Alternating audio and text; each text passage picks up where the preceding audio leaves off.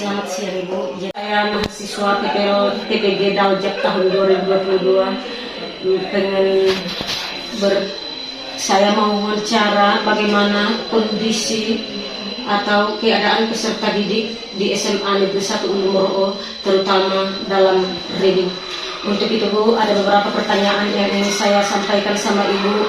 Yang pertama Ibu, bagaimana pengamatan Ibu selama ini, terutama di dalam kelas 11 mengenai materi reading atau membaca? Baiklah Ibu, kalau saya perhatikan di kelas yang Ibu sebutkan tadi itu, ya, materi reading mungkin tidak seluruhnya siswa bisa mencapai kompetensi yang diinginkan itu, yang diharapkan itu.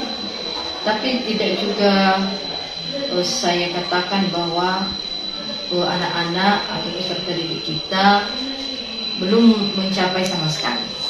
Jadi karena siswa yang bervariasi juga, maka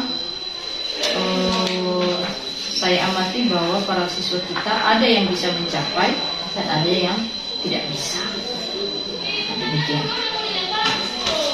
Pertanyaan seterusnya Bu, yaitu apa kira-kira menurut Ibu kendala kok bisa terjadi hal-hal yang membuat para peserta didik tidak mampu atau kurang mampu untuk membaca, apalagi dalam teks reading Bu? Banyak yang menjadi kendalanya. Yang pertama mungkin masalah intelijensi juga. Anak-anak tidak semua mempunyai kemampuan di dalam memahami ya sebuah bacaan. Ya. Bukan dalam arti reading hanya bisa membaca begitu saja tapi tidak memahami artinya. Kalau yang seperti itu mungkin banyak. Bisa membaca tapi isinya tidak bisa. Padahal dalam reading itu kan yang kita harapkan siswa bisa memahami apa yang dia baca itu. Itu yang paling penting. Jadi kendalanya banyak ya, ada juga dari diri siswa, ada juga di luar dirinya, ada juga dari gurunya. Jadi faktor yang menyebabkan anak-anak tidak bisa mencapai kompetensi yang diharapkan di situ ya, sangat kompleks. Mungkin salah satunya adalah kurang latihan. Anak-anak tidak banyak berlatih untuk memahami isi teks. Atau mungkin saja gurunya juga tidak bisa memberikan tuntunan yang tepat kepada siswa, sehingga siswa tidak tahu langkah-langkah pasti, langkah-langkah yang sesuai, langkah-langkah mudah untuk mencapai kompetensinya. Jadi itu yang bisa saya berikan jawaban Bu. Terus Bu, ada lagi di sini beberapa pertanyaan khusus untuk kayak macam seperti saya Bu yang sudah berumur 40 Bu, yang kurang mampu untuk mengoperasikan, apalagi dalam sekarang ilmu iptek, dalam iptek Bu. Bagaimana solusi saya di situ Bu? Bagaimana saran Ibu atau saya minta solusi biar bagaimana cara pembelajaran untuk anak-anak peserta didik tidak monoton? Apa yang saya lakukan Bu? Mohon solusi Bu. Kalau saya kasih pendapat, jangan nanti Ibu merasa malu atau apa ya.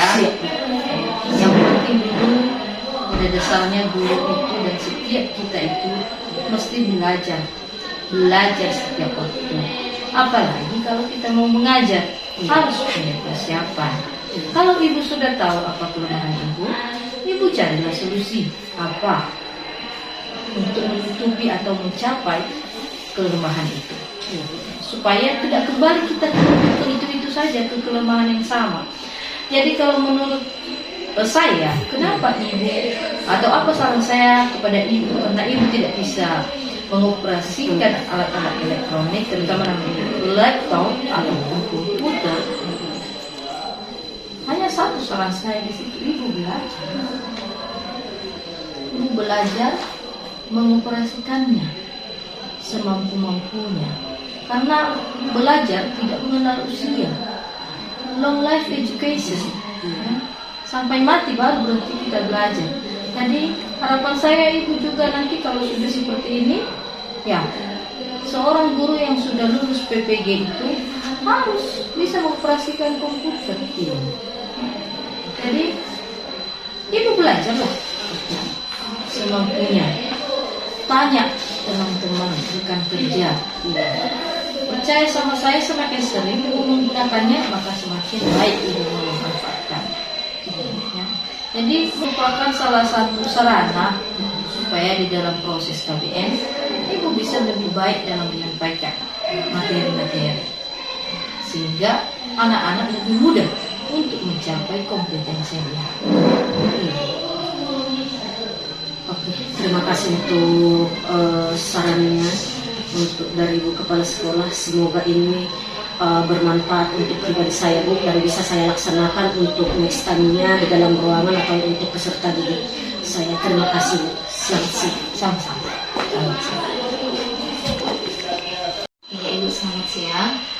Saya mau minta pendapat Ibu, bagaimana pendapat atau bagaimana pemandangan Ibu atau pengamatan Ibu selama ini, yaitu tentang materi pembelajaran khususnya bahasa Inggris yang ada di SMA Negeri 1 Ulu Moro ini, terkhusus di kelas 11 NIA, Bu. Saya mohon pendapat Ibu. Ya, Ibu. Terima kasih atas pertanyaannya. Dari saya jawab. Jadi menurut saya, Ibu, selama pengamatan saya mengajar pembelajaran bahasa Inggris di kelas 11 NIA, menurut saya mereka pada umumnya ada kemampuan dalam pelajaran bahasa Inggris. Hanya saja yang perlu menjadi catatan bagi mereka, yang pertama, Ibu, kurangnya motivasi belajar mereka. Misalnya ketika ada pembelajaran di kelas, mereka malas untuk mengulangi kembali di rumah. Nah, hal itu menyebabkan ketika ditanyakan kembali, mereka sering melupakan pelajaran yang sudah dipelajari. Yang kedua itu kurangnya literasi belajar dari mereka. Banyak siswa kita yang kurang minat bacanya. Jadi sekalipun di sekolah kita ada perpustakaan, meskipun saya katakan perpustakaannya bukunya masih sedikit, tapi sebenarnya buku yang ada bisa mereka manfaatkan untuk belajar. Namun pada kenyataannya jarang di antara siswa kita yang mengunjungi perpustakaan, misalnya di jam-jam kosong atau di jam-jam istirahat. Dan yang ketiga, mungkin saya selaku gurunya juga menyadari kurangnya kemampuan guru mungkin dalam hal mengajarkan siswa atau mungkin melakukan pendekatan dengan siswa.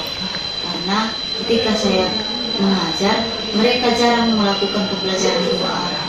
Dalam artian saya menjelaskan, mereka malas untuk bertanya atau mungkin takut atau apa, mungkin itu salah satu penyebabnya. Jadi mereka kurang paham dengan pelajaran. Terus Ibu, kira-kira bagaimana solusinya untuk mengantisipasinya biar bagaimana peserta didiknya biar kedepannya lebih baik untuk pembelajaran, apalagi dalam bahasa Inggris, Bu. Ada di sini saya angkat salah satu topik saya dalam reading, Bu, atau membaca. Bagaimana kira-kira solusi, Bu? Ya, Bu. Saya rasa ini bukan hanya solusi untuk Ibu, ini juga solusi untuk saya dan mungkin untuk seluruh guru-guru di SMA ini. Menurut saya, Ibu, salah satu solusinya kita bisa menerapkan literasi baca bagi siswa. Semisalnya kita buat 15 menit siswa untuk membaca sebelum mulai pelajaran. Mungkin dengan demikian akan terasah minat atau bakat siswa kita untuk mengulang-ulang lagi pembelajarannya di rumah. Kemudian mungkin yang kedua, mungkin selaku guru kita bisa lebih melakukan pendekatan dengan siswa.